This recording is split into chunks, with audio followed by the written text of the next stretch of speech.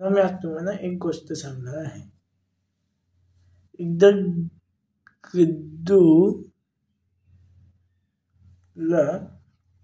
पाय हलवायची सवय लागली होती, ज्याच्यामुळे आपण जसा पाय हलवतो ना, ते रात्री पण हलवायचा, सकाळी पण हलवायचा, दिवसभर हलवायचं. त्यामुळे घरी येतं ना तेव्हा पण हात हलवायचा, म्हणजे पाय हलवा द्यायचा. तर मग आईला खूप त्रास होत होता. तर मग तेव्हा ते गद्दूची आई की अरे काय हल्लंय तुला हे. तर मग गद्दू म्हणतो सॉरी आई, मला पण माहिती आहे की मला क्या होता है. तर बाबा गद्दू चिंकीचे बाबा म्हणतात, पण तुला गद्दू मला माहिती आहे तुला क्या झालंय. तुझं या समस्याचं हल आहे, म्हणजे या बिमारीचा इलाज आहे माझ्याकडे. तर मग गद्दू म्हणतो अच्छा काय आहे बाबा, सांगा ना. तर मग बाबा म्हणतात की हे तुला संध्याकाळीच करणार.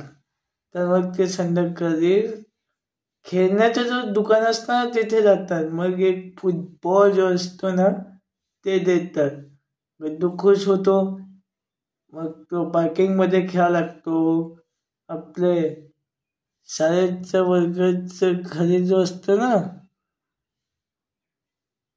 ते तिथे आपल्या मित्रांबरोबर फुटबॉल खेळतात होतं. असं करता करता त्याला पाय हलवायची जो सवय होती ना ती थोडी कमी झाली. तर मग असं रोज करता करता करता शेवटी तर मग रात्री पण पाय हलवत होता. तर मग पण जो फुटबॉल जो बाबांनी घेऊन दिलं होतं ना, तर मग त्याच्यामुळे काय झालं माहिती का, त्याचे जो पाय हलवायचे सगळी जो सवय होती ती एवढी कमी झाली की आई, बाबा, त्याची बहीण चिक्की आणि गद्दू यांना खूप छान वाटलं की आता याचे पाय हलवायची सवय कमी झाली आहे. तर मग अशा प्रकारे फुटबॉलमुळे गद्दूचे पाय हलवायची सवय बंद झाली. आणि मग आता रात्री चिंकीला पण पाय नाही लागत, आईला पण त्रास नाही होत, बाबांना पण त्रास नाही होत, गद्दूलाही त्रास नाही होत. तर मग असं करता करता शेवटी पाय हलवायची सवय कमी झाली झाली झाली आणि एकदम बंद झाली.